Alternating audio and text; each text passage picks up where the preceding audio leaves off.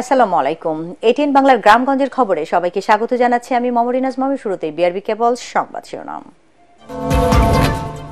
অপরাধী যেই হোক না কেন কাউকে ছাড় নয়, জানালেন স্বরাষ্ট্র উপদেষ্টা। রাজনৈতিক নেতাকর্মীদের আইন মেনে চলার আহ্বান।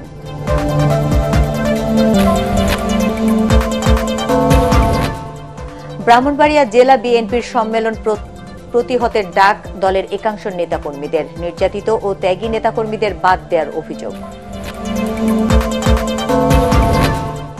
বিডিআর বিদ্রোহে চাকুরিচ্যুত সদস্যদের পুনর্বহাল ও ক্ষতিপূরণের দাবিতে দেশের বিভিন্ন স্থানে মানববন্ধন।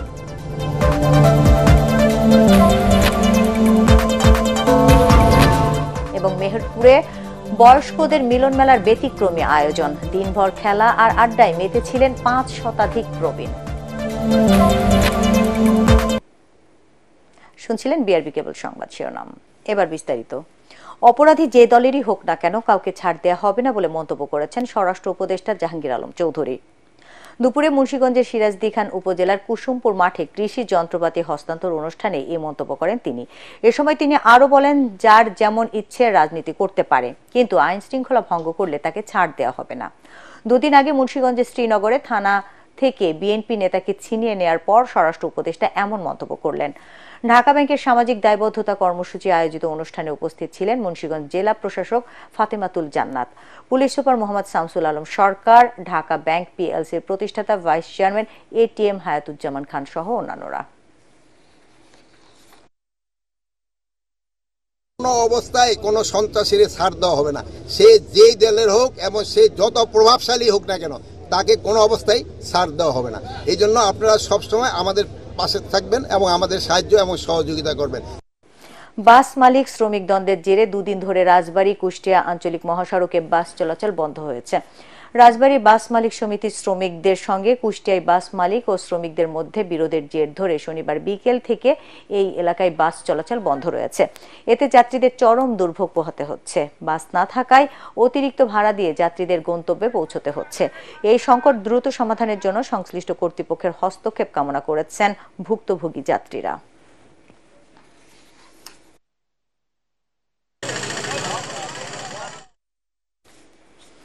রামগড় স্থলবন্দর থেকে বাংলাদেশ কতটা লাভবান হবে তা নিরূপণ করতে কমিটি করা হবে বলে জানিয়েছেন নৌ পরিবহন উপদেষ্টা অবসরপ্রাপ্ত ব্রিগেডিয়ার এম সাকত হোসেন।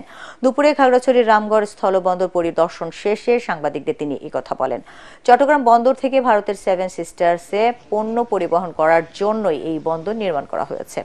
বন্দর চালু হলে তা লাভজনক হবে কিনা তা খতিয়ে দেখে তারপর সিদ্ধান্ত নেওয়া হবে।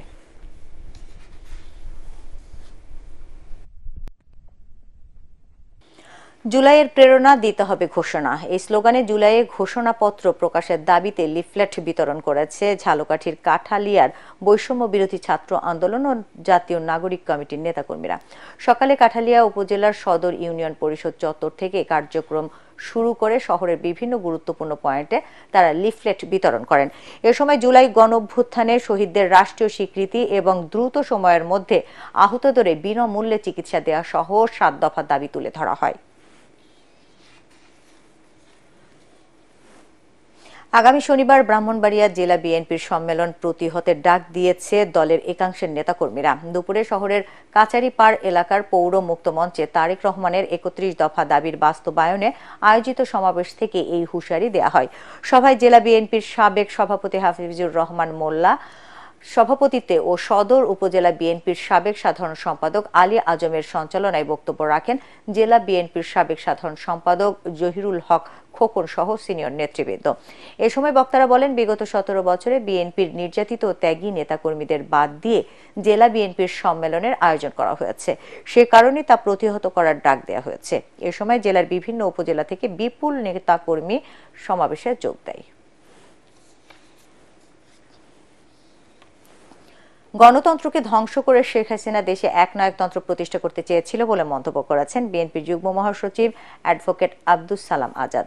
মুন্সিগঞ্জের লোহগঞ্জ উপজেলায় বিএনপির কার্যালয়ের সামনে বিএনপির ভারপ্রাপ্ত চেয়ারম্যান তারেক রহমানের পক্ষ থেকে শীতার্তদের মাঝে কম্বল বিতরণকালে তিনি একথা বলেন।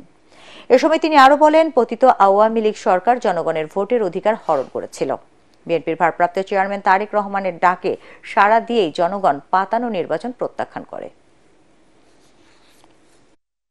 নির্বাচনের বিকল্প কোনো কিছু নাই।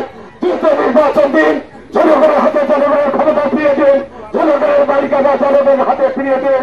আপনার প্রতি শ্রদ্ধা, আপনাদের প্রতি বিশ্বাস আমাদের আছে।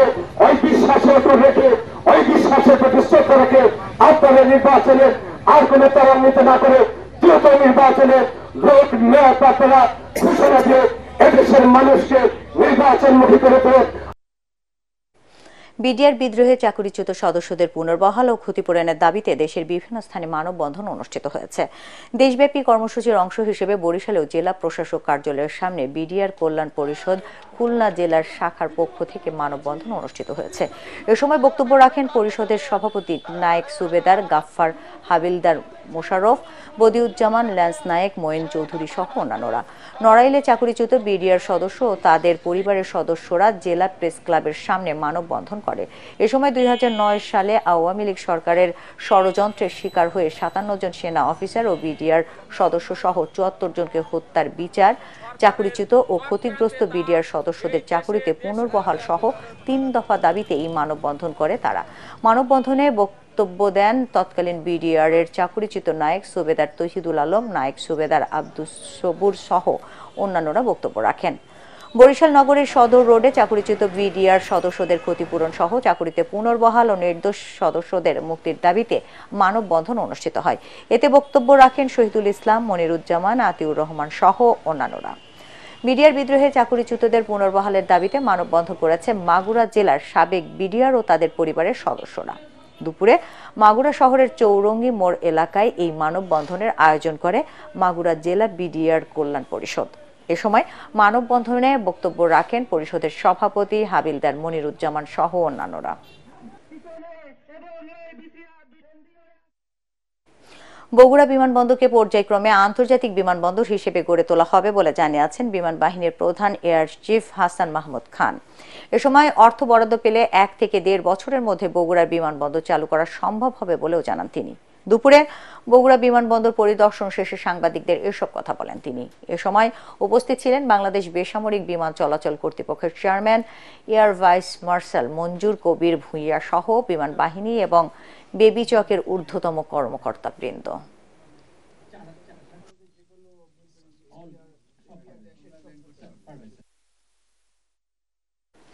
টাঙ্গাইল পুলিশ ট্রেনিং সেন্টারে প্রশিক্ষণ সমাপনী কুচকাওয়াজ অনুষ্ঠিত হয়েছে। সকালে ট্রেনিং সেন্টারে প্যারেড গ্রাউন্ডে এই সমাপনী কুচকাওয়াজ অনুষ্ঠিত হয়। এতে প্রধান অতিথি ছিলেন সিআইডির এডিশনাল আইজি মতিউর রহমান শেখ। শুরুতেই প্রধান অতিথি প্যারেড কুচকাওয়াজ পরিদর্শন করেন। পরে তিনি বিভিন্ন ক্যাটাগরিতে প্রশিক্ষণার্থীদের মাঝে পুরস্কার বিতরণ করেন। শেষ পর্বে ছিল শারীরিক কসরত এবং মার্শাল আর্ট পরিদর্শন। অনুষ্ঠানে পুলিশ ট্রেনিং সেন্টারের কমান্ডার মোহাম্মদ আশফাকুল আলম সহ পুলিশ ট্রেনিং সেন্টারের অন্যান্য অফিসারবৃন্দ উপস্থিত ছিলেন।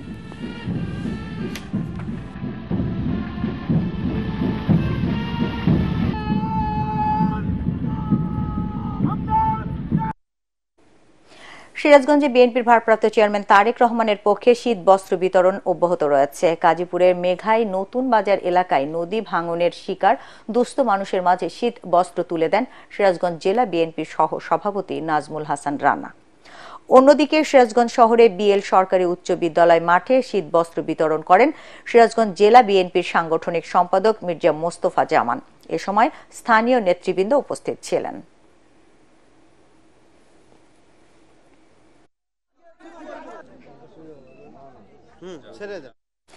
নওগাঁয় ইকরা ফাউন্ডেশনের উদ্যোগে 5টি মাদ্রাসার 500 শিক্ষার্থীদের মাঝে শীত বস্ত্র বিতরণ করা হয়েছে। সকালে মান্দা উপজেলার চক্কামদেব উচ্চ বিদ্যালয় মাঠে এই শীত বস্ত্র বিতরণ করা হয়। অনুষ্ঠানে প্রধান অতিথি ছিলেন ফতেপুর বহুমুখী উচ্চ বিদ্যালয়ের সাবেক প্রধান শিক্ষক SM লিয়াকত আলী। এ সময় ইকরা সুন্নাহ ফাউন্ডেশনের প্রতিষ্ঠাতা সভাপতি আব্দুল মতিন মৃধা সহ এলাকার গণ্যমান্য ব্যক্তিবর্গ উপস্থিত ছিলেন।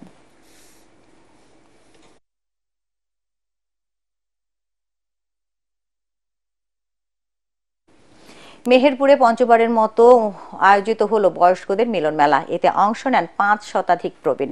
খেলা, আড্ডা আর খাওয়া দাওয়ার মাঝে দিনভর মেতেছিলেন সবাই। আয়োজকরা জানান, জীবনের শেষ প্রান্তে আসা এসব মানুষের ক্ষণিকের জন্য একাকিত্ব দূর করতে এই আয়োজন। মেহেরপুর প্রতিনিধি উম্মে ফাতিমা রোজিনার রিপোর্ট আর জানাচ্ছেন ফারহিন ইসলাম টুম্পা।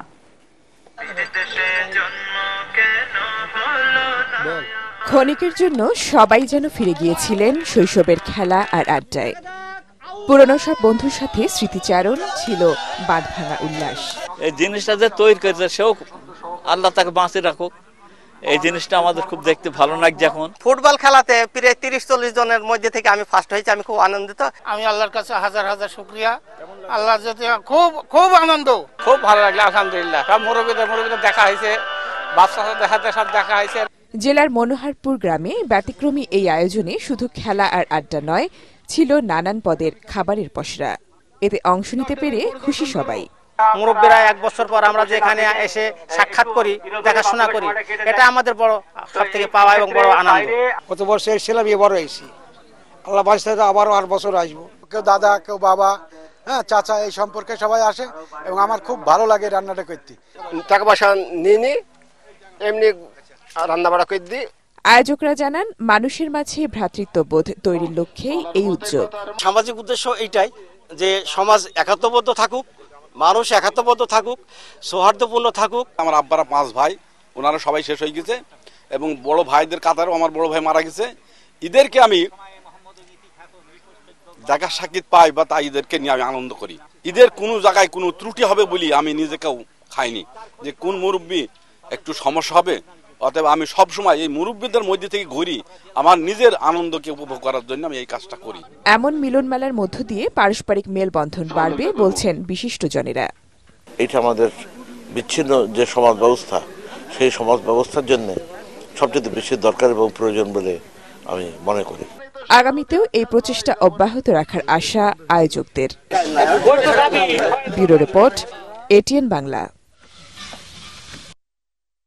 দর্শক, পরবর্তী সংবাদ দেখার আমন্ত্রণ জানিয়ে এখনকার মতো শেষ করছি। এটিএন বাংলা সংবাদ ইউটিউবে দেখতে ব্রাউজ করুন youtube/ATN Bangla News। ধন্যবাদ সবাইকে।